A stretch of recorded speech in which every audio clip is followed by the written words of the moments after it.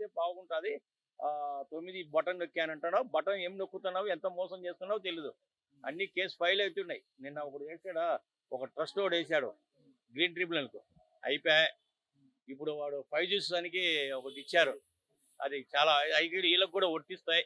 ఏం లేదు, సిద్ధంగా ఉన్నాడు అయ్యా జైలు పోయేదానికి, ఇబ్బంది ఏ లేదు. Don't worry. మీడియాలో కూడా బీజేపీ పక్కన పెట్టు, రాష్ట్రం మాట్లాడతాం. ఇప్పుడు అసలు మీకు చలనం లేదయ్యా.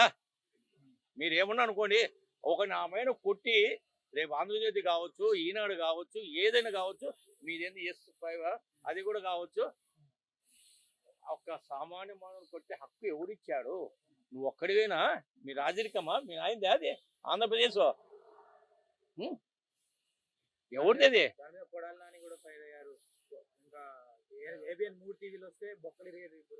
అందరికి ఎరగొడతారులే, 2 రోజులు తట్టుకోండి.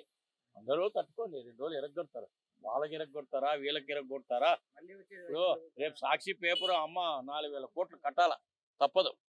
అది ఇరక్కపోయింది భారతమ్మ. ఎవరి సొమ్ము అది? ప్రభుత్వం.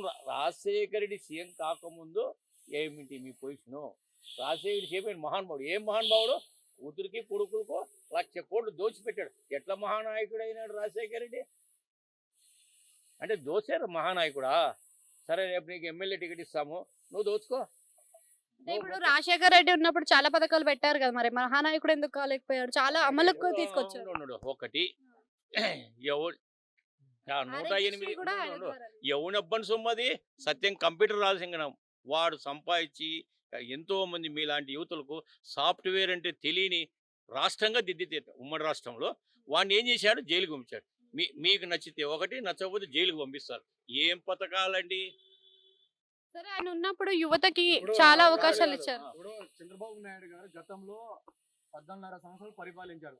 640 పైగా హామీలు ఇచ్చారు. మరి ఎన్ని హామీలు నెరవేర్చారు? ఇప్పటికీ ప్రజల్లో నడుస్తున్న ఓకే.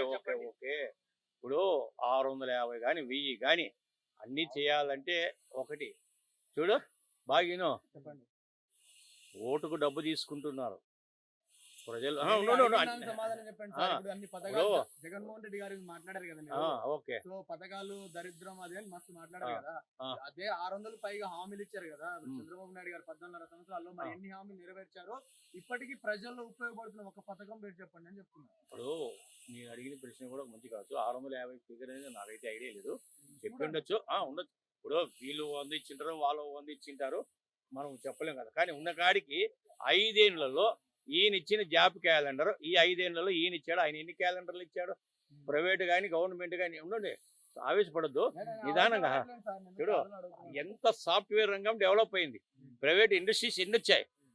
ప్రభుత్వం కూడా కొన్ని ఉద్యోగాలు ఇచ్చింది కదా, డిఎస్సి కానీ ఇంకోటి కానీ. ఇప్పటికీ 6,000 ఉద్యోగాలు ఇప్పటికీ డిఎస్సి కంప్లీట్ కాలేదు చంద్రబాబు నాయుడు గారి హయాంలో. ఇప్పటికీ ఎట్లా కాలేదు? ఆయన ఇచ్చిన వరకు పూర్తి అయినాయి కదా. కాలేవుగా. ఆయన డిఎస్సి పెట్టి ఉద్యోగాలు ఇలా తర్వాత ఆయన పోయిన తర్వాత ఎవరు ఫిలప్ చేయాలా? ఇప్పుడు నేనున్నా బాగుండా